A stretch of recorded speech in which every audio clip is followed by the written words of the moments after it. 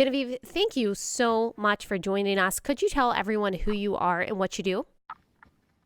Sure. Yeah, so my name is Genevieve Gluck, and I'm a feminist essayist and researcher. I have been writing about issues that pertain to women's rights for several years now, I think starting around like 2017. And I have written some essays about this topic, but in particular, I started a website this year with my friend Anna Slatz called Redux. And we've been using that platform to focus on how gender identity is in conflict in many ways with the rights of women and the rights of children.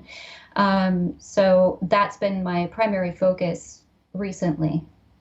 And you hear a lot that feminists are silent about this issue of gender ideology. Whenever there's a story that comes out of a trans identified, male inmate going into a woman's prison or beating a girl in an athletic competition, you hear, where are the feminists? The feminists are silent. Why are the feminists on board with this? But that's obviously not true. It's not just your outlet, but there are other feminist outlets too that are pushing against this ideology. Does that ever get frustrating when people accuse It's kind of so feminists? frustrating. Yes, I'm sure it does. Go ahead. Yeah, I know Megan Murphy, who you've talked with last year, has the same problem. So she was banned from Twitter for talking about this. But, part of the problem is that whenever women do talk about it, we get so much backlash and even get censored. So even the backlash itself could be discouraging people from talking about it. But, there are a lot of feminists who unfortunately have to be anonymous online for this very reason, because of the threat to their job, to their families, and so on. And then there are professing feminists, especially like mainstream Hollywood feminists, who do say that they are totally on board with gender ideology. They don't see any conflict in a man who identifies a woman as a woman playing on a female sports team or going into a female locker room or prison. They think that's just inclusive and fine. What do you make of that? I mean, it's hard to say. It's different for everybody, but obviously there's an immense amount of social pressure to go along with this, because going against this has been portrayed as being against human rights, which I would actually argue is not the case at all. But, it's popular, it's trendy even, it's become something of a cool thing, a cool issue. Recently I was talking to a mother who had a detransitioned daughter, and she even said so that with the children in school, that this is something that's cool, and that being quote unquote cis is very boring or seen as old fashioned. So there's that as well. Oh, that's really, really sad. I mean, Abigail Schreier, who I know that you're familiar with, she wrote the book Irreversible Damage. We had her on the podcast at the time, and she looks at the research that shows the social contagion aspect, especially for a Mhm. lot of young women who are caught in all kinds of social contagions, probably for all of history. And this just happens to be one, and a very physically and psychologically damaging one at that.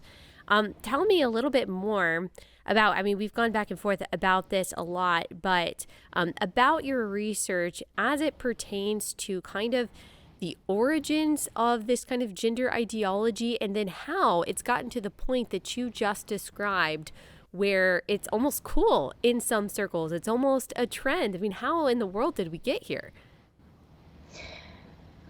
It's a long That's a story. big question. I know.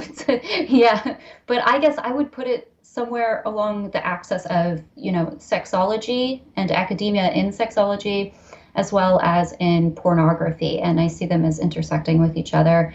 But if you look at the history of sexology, there's been this growing push to destigmatize certain fetishes, which are technically called paraphilias, right? And so in the past, until very recently, actually, this sort of behavior that we see in adult men of, calling themselves girls or wanting to be seen as girls or as women was understood to be fetishistic in nature. And it was called things like transvestic fetishism or transsexualism as well, depending on the extent to which someone would go through with living through this fantasy. So the idea, Um, just to be kind of explicit for people who don't know, when you say fetish, it used to be understood that men who dress up as girls, that it was they would get sexually aroused from that kind of thing, and now it's seen as an identity. Exactly, exactly, yes. Now it's taboo to talk about that, even though they will openly talk about that in their own forums throughout Reddit or, anywhere that this issue is being discussed online. It's quite apparent. And that was actually one of the things that led me to look further into this, was because it was so out in the open. And yet, if you talk about it, you're deemed to be somewhat crazy or making it up or blowing it out of proportion. So yeah, there's that fetishistic element. And the way I see it is, as this becomes normalized through society, as the push to normalize this fetish goes further, it extends on to women and children. So by using women and children as the conduit, this typically male behavior can become normalized and accepted through society. And that goes along with the pornography as well. So pornography viewership has just skyrocketed immensely, obviously, with streaming pornography.